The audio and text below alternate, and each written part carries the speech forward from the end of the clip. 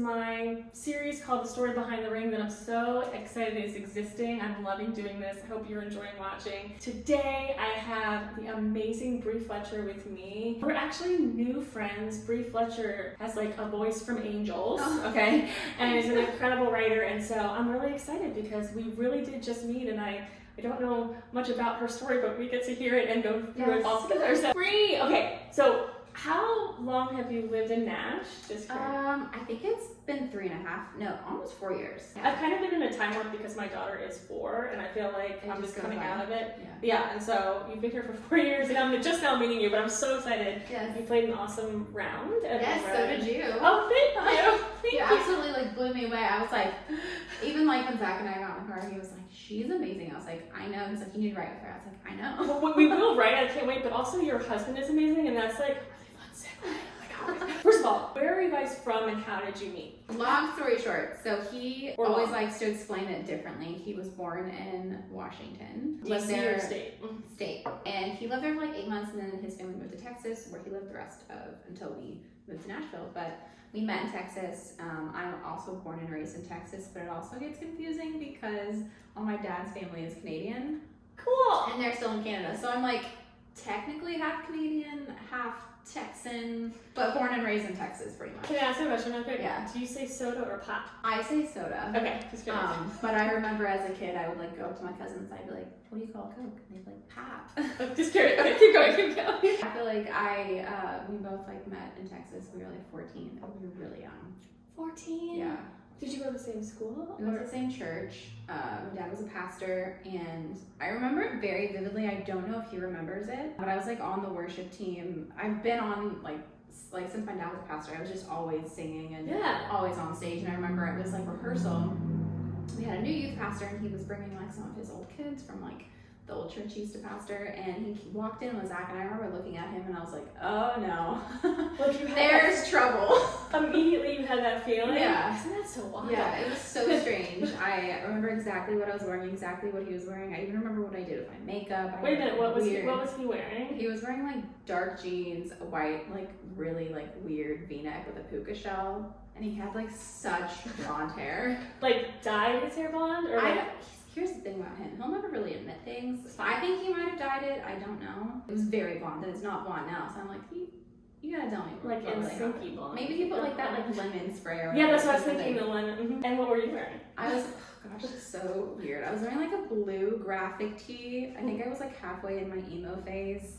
And I had like blue and orange eyeliner on. Nice. And like a weird headband. It was so weird. I'm loving this. So you see him, and do you guys just become friends, or like how? So I don't remember exactly how it happened, but I remember he was just always around, and we were always hanging out. And then like we were in a movie, and he was like, "Do you know my girlfriend?" And I was like, "Yeah."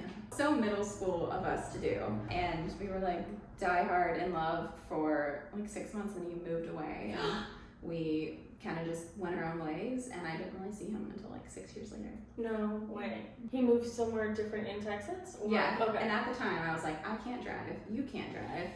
3 hours is too much. So was that goodbye really, really difficult? it was really. I remember it being really hard, and I remember like because we had to do it online, you know, like on AIM. On AIM? Do you remember AIM? You were writing on AIM like he's like, I'm moving? Or? No, he told me he was moving, and like I remember like there was 2 times that we made our moms like drive us together to like meet halfway, and I was like, this is just this is not for me. This is too much work. I'm too young. Peace out. Okay. I remember texting her, IMing him on AIM, and I was like, sorry, it's not gonna work, and he was like, yeah, I get it. I'm sure he was like not devastated at all, but we didn't like meet each other or see each other until 6 years later. So 6 years later, where are you? So 6 years later, I am teaching at a music school, and he had moved to Denton, Texas, which is like a college that he was going to college there. This is also really strange, and I love strange. It's so weird. Okay, so I had been having dreams about him for a year, and I could always see his face. I had chills. But I could never see he was around him, and I'd be like, why am I having dreams about this guy? I haven't seen him since I was 14 years old.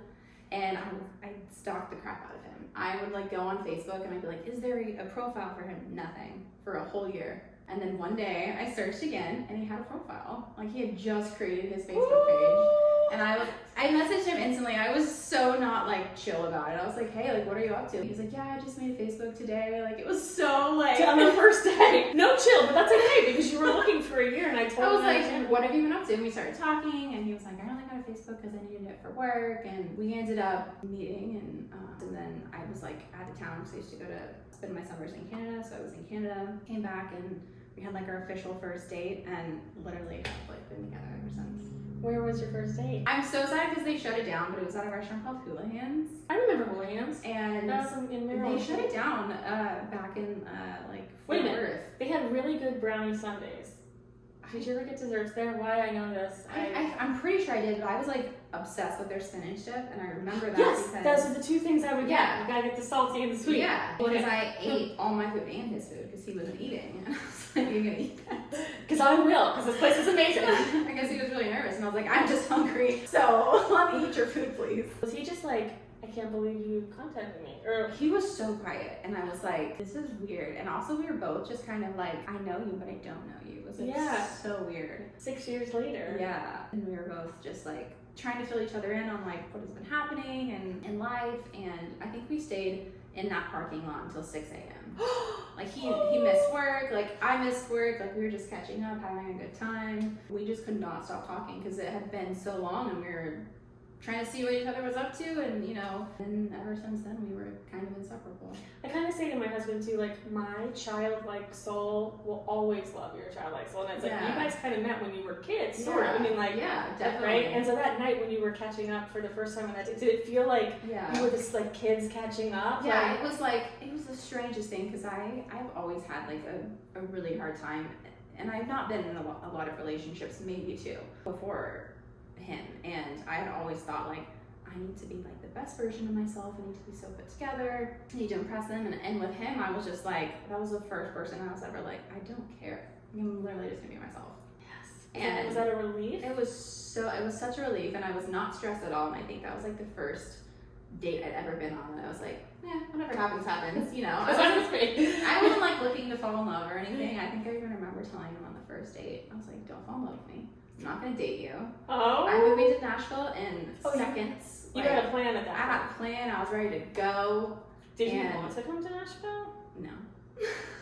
Not at the time. He was like, oh yeah, no worries. Like, we're not gonna date. Like, it's no big deal. Yeah, it just went out the window like that. In like 3 months, we were like madly in love. And I was like, well, I'm not moving now. Okay, so you stayed for a while. I stayed for 2 years. Okay. And then we got married. Wait, we have to back up. First of all, I'm really happy you got married. Secondly, how did that happen? So our stories are so weird. Like some people have like these magical proposal stories, and I could tell a version of that, but I'm just gonna be honest with you. I love the honest. When Jordan proposed to me, I accidentally slapped him in the face. Like I was like, we're engaged, and they're like, he's like, oh my god. I'm like, oh my god. So the awkward. Anyway, go. So I knew it was coming. Back up like 6 months before we got engaged, he was at a business trip in Vegas. We were like dirt poor at the time. I was working 4 jobs. He was working 2 jobs. We had known at that point, like he was on board with Nashville, and we had like a timeline. Okay. But we were also like, we gotta save up. We gotta get married. We gotta figure out like the logistics of things. And so we were like, in a year and a half, we'll be where we want to be. That makes sense. But we gotta figure everything out. So he was on a business trip, and he called me. He's like, I just won on the slot machine, like $2,000. And he was like, I'm gonna go get your ring. And so I knew he had like got my ring because he told me that. Where are the slots? Vegas? Yeah, in Vegas. Oh, yeah. I don't know, some penny slot that he won. Yeah. And he's never won since. But well, that was meant to be. Somehow that was how he was able to afford the ring. And I think that honestly fast tracks some things because we would have been saving up for a while. I'm pretty sure he talked to my dad. He was working for my dad at the time, so everybody knew what was happening. Oh. We were babies. I'm pretty sure we were 21 when he asked my dad. And I had known. My dad can't keep secrets from me. He was like, yeah, he can't talk to me. I was like, okay, great. What'd you say? Like, and he's like, yeah. I mean, you guys are really young, but... Do you have siblings? Yeah. I have one younger sister. She's like 3.5 years younger. So you're the oldest I'm the first and at one. 21, this guy is going to your dad. Yeah, I'm like this like very independent, very stubborn at the time. And he's like, you're gonna get married and you're gonna be with someone? Like, my dad was very He's like, are you sure? He's like, are you gonna figure that out? I was like, yeah, it's fine. But we had been talking about it. We were like planning about like where to live, like, you know, doing all the pre-engagement stuff. And apparently I had ruined his proposal 3 times. He had things set up and I just am so oblivious to things. Like what? Like tell me one ruined. He had one. Ruined version 1. Go. He had a photographer reach out to me because at the time I was trying to be a model. I was trying to be like a print model and do like campaigns, and I was like going on auditions and stuff. He had this photographer reach out to me to be like, hey, you want to do like a free shoot with you just to get like some promo stuff? And I was like, okay, yeah. And then like the day before I was like, I don't feel good. I feel fat and I don't want to do it. And I canceled. But that was when he was going to propose? Yeah. That was time 1. That Do you was remember time time 2? Time 2, I think he was supposed to take me on a trip and I picked up a shift at work. Oh no. Time 3, I knew it was coming. So it was my birthday and we'd flown to LA. Fun. And he was like, yeah, we're going to Catalina Island. And I was like, yeah, I know love what's Catalina happening. Island. I'm going to dress cute and everything. And then the night before we're supposed to go, he starts breaking down. He's like, I'm such an idiot. And I was like, what? He was like, I didn't buy the ferry ticket. He's like, you have to have a ferry ticket to go to Catalina Island, and they're sold out. They don't sell anymore. And he had bought like this huge expensive proposal package, no refunds. Like there was a photographer, there was a dinner, there was like and he lost everything. And he was like, sorry, this is he the like time broke down and he was like, listen, I've tried 3 times. It's happening tomorrow. I don't know where it's gonna happen, but just be prepared. So he told you ahead of time. He was so upset. He was like, I've done everything. I've tried everything. It's gonna happen wherever it happens. I like his honesty. He was defeated, and I was like, honestly, I don't really care like where you do. Just get over it. Just do it. Just do it. And so he texted like a very estranged friend of his, and he was like, I'm gonna pick you up. I'm gonna give you my phone. We're gonna drive to the beach. Because he knew I wanted like proof of that we were getting engaged. Like I didn't want it to happen and like nobody witness it. So we drove to the beach. Like 3 hours. He kept driving and What beach did you do? We went all the way to San Diego. He just kept driving. Guys, he this was is like very far from LA. It was 3 hours. Yeah. Like, no, this isn't right. We gotta keep going. I've only met your husband for like literally maybe 20 minutes total. Yeah. But you're saying you're stubborn. But I think he has a stubbornness too. He's also very stubborn. Because if he's gonna drive 3 hours to try to find that perfect beach, he's like, the beaches are gorgeous in LA. I know. What is the I don't know what he was thinking. Okay, keep going. He keeps driving, and then we get to the beach. He makes me go on this like hour-long hike, and I'm in my heels at this time, and I'm pissed. I'm like, just get on a knee and ask me at this point. I don't want to walk anymore. It's hot. My makeup doesn't look good anymore. My hair doesn't look good anymore. And so finally, he's like, okay, let's go over here. And we found an actual like really cute spot on like a ledge, and it was very He was romantic. looking for the perfect spot, but he I know. was forgetting that you were like... Yeah, he was forgetting. I was dragging very far behind him the whole time. Like, oh. So finally he found a spot and he did it, and it was really romantic, and we both cried, and everybody on the beach cheered, and it was really cute. Do you remember anything that you said? Nothing. Okay. I absolutely blacked out. This is I a theme. no memory except for "Will you marry me?" and I probably said like yeah, and cried and jumped in his arms, and Aww. that was it. But yeah, I could not tell you what he said. I similarly, and same with Lindy and other people that have like been on this show. It's like you're like waiting, and then it's happening. And I remember my brain going, "It's happening." Yeah, and you like this your is the adrenaline's moment, like, and, and then some people don't answer, and they're like, "Of course, no," because they don't. They like freeze. Yeah. I was like, I said yes before he could even. It was like word. I was like, yeah. We got photos. They're very cute. Was it from the photographer that couldn't make it was from his like really estranged friend who somehow we found, and we're like, get in the car. That makes sense. I love it. It's like pieced together and it worked out fine. Yeah, it was the strangest way, but it happened. And then were you able to stay out there a couple days and like enjoy the fact that Yeah, happened? so we actually like randomly I posted about it, and somebody that I had known but never met, but we had like mutual friends was like, hey, I have like a place you can stay in San Diego if you want to stay the night. Oh my God. And they like gifted us this place, and I was like, this is amazing. So it was very Meant strange, to but be. yeah, all these events kind of like came together to make it happen. Like the slot machine, I feel like there's a theme in your guys' lives Yeah. too, where like God's basically like, yes, it's okay, it's gonna Yeah. happen, just relax. Which is funny, because I remember always praying, like, God, just give me confirmation, like, it's supposed to happen. And he's like, yes, it's already I'm letting you win the slots. So that was a really long proposal, but failed 3 times and finally happened. Yeah. Hallelujah. Awesome. So you're engaged, and then how long were you guys engaged before you got married? I think it was like 9 months, Yeah. 10-ish months. I know it was a little bit under a year. We did a very DIY wedding.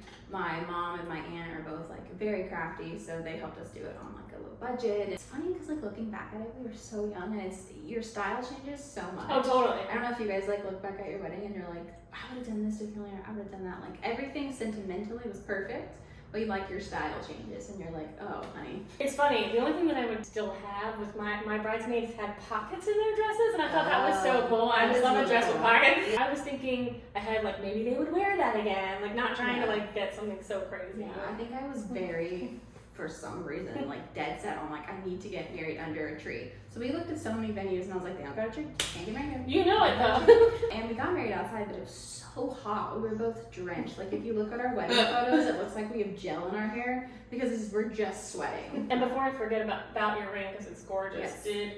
This is not the lottery ring. I'll preface that. Okay. So, like I said, we were very much like not financially stable when we got married, which happens. You're young and you're in love and you want to like. It can happen again. It's Yeah, ebbs and flows. it definitely comes and goes. Just being real. Cheers. But for our third year, we finally had like enough saved, and he wanted to get me the ring that I have always wanted. Aww. I love my old ring. I would still wear it to this day. The only difference is it's rose gold. And at the time, I was super obsessed with rose gold. Like everything at our wedding was rose gold. But I just like found myself not wearing rose gold. So I was like, let's just get a gold one. Yeah. And he also really wanted to match me, so he got a rose gold ring. That's adorable. And I was like, you don't need to wear rose gold anymore. Like you can get a gold ring. So he got a gold ring cool. too. So on your third, you both got. Yeah, we. It's gorgeous. I like the cut of it too. Yes, It's very beautiful. It's like an oval. I don't even know, but we got to pick it out, and they like flew in a ring.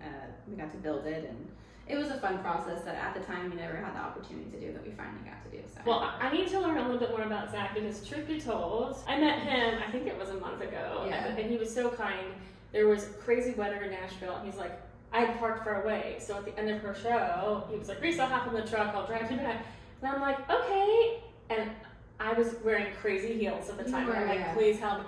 So I'm in the back of his truck, and he literally looks at me, he's like, you want razors? I'm like, whoa. And he's like, and so he throws back these like Venus nice razors. Yeah. And he's like, you want toothbrushes? I'm like, what is happening? And so he threw back like the electric toothbrushes. I mean, and so I came home and like 3 of them, and like I'm like to my husband, I'm like, we got a new toothbrush. I mean, the most random things. He's very interesting. What does he do? So he runs a nonprofit called The Goodness Project. He runs the Nashville location. My dad started it back in '99. Wow. It's like a warehouse that does disaster-related community outreach, just a ton of like helping people. So they get very random stuff in sometimes, a lot of donations, and he has the biggest heart out of everybody. Like he has a bleeding heart. It's his greatest, asset and his greatest downfall, because he will literally just like take everything and just give everything he has. So that's his way of socializing, is he's like, what can I give you? I mean, I came home, I said to my husband, I'm like, I got to sing tonight, and I got a razor and a toothbrush. This is like an amazing. So the Goodness Project, I'm gonna have to look that up. Yeah. So now there's one in Nashville? Yeah, Nashville, Texas, Fort Worth area. There's one in Buffalo, New York, Toronto, and Israel. Whoa! I'm so excited to look this up. Your story is amazing. Now you've lived in Nashville for 4 years married. Yes. No, 5 years. Well, our anniversary is in July 1st. So July 1st. Yes. On July 18th. Yes. That's cool. July! I like to end with asking about advice for people who are wondering if the person they're with is their soulmate, or how did you know? Another sentimental thing we did at our wedding, which was the most special thing to me, was I really wanted, my grandpa had married one of our cousins, and the goal was for him to marry all of us, but he passed away, and so I had my grandma marry us, and she inserted like clips of the audio from another wedding that he had done for my cousin. And it was the sweetest thing, but like one of the things that he really preached about and said at all the ceremonies that he performed was like, you don't have a soulmate. You choose the person that you want to marry, and you put the work in, and love is hard, but you push through and you choose to love that person. And I think a lot of people get confused of like, you have a soulmate and it just works. Like it's just in the universe for you guys to work, but you have to put in the work. Like you have to fight and you have to learn how to communicate and you have to go through the awkward things and yell to find, what you're passionate about. And that's something that we learned, and I'm sure a lot of people learn in their first couple years of marriage, is that choosing to love somebody and their love languages and then learning how to communicate. It's work, but if you put the work in, you will get the reward. I love that. That is very true. I'm 11 years into marriage, but I've known my husband since we were 17 years old. But we did not see each other for a very long time. Similarly, we didn't see each other for 6 years when we dated and broke up and got back together. But what you're saying that rings really true to me now is, I think because when we became parents, like when you become new parents, you kind of lose yourself for a while, just to be real. And it takes a while to find out, who are we now? Like, and you're changing and growing, and sometimes you're not changing and growing at the same time. And that part is extremely difficult. But what you said is so beautiful, that you put in the work, because on one day you may be at like 50% of what, and you need that partner to take a little bit more than you. Yes. And that is true. Like we've had days where we like both have been at 0, and then the next day we're like, we can't both be at 0.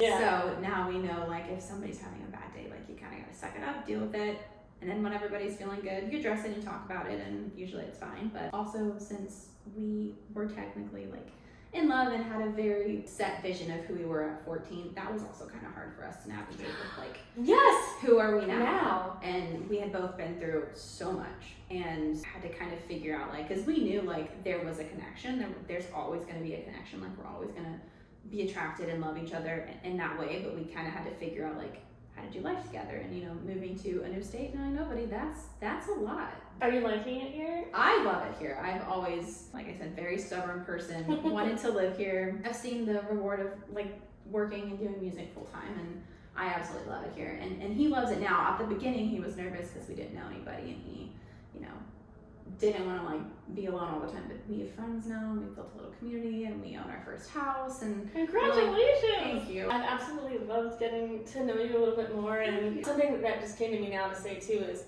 actually my best friend gave me this advice, which I actually love, which feels good now to share. But it's like, when you think about marriage, it's an overwhelming thought because it's forever, right? Or that's your hope. Yeah. But when you think about waking up each morning, one morning at a time, next to that person and still wanting to, it makes it more digestible that, you're like, today's a great day because I'm starting my day next to the person I choose to be with. That's the same thing as like your career. If you see the end goal and that's all you see and you're stressed out about how to get there, you're going to be stressed out. So you just do it in little steps. My gosh, I'm going to learn so much from you, I think. Thank you so much for being here. Thank you for having me. This was so much fun having Bri, and I hope you enjoyed it. If you like this, please click like and then subscribe to my channel, and I can't wait for the next one. Thank you for watching.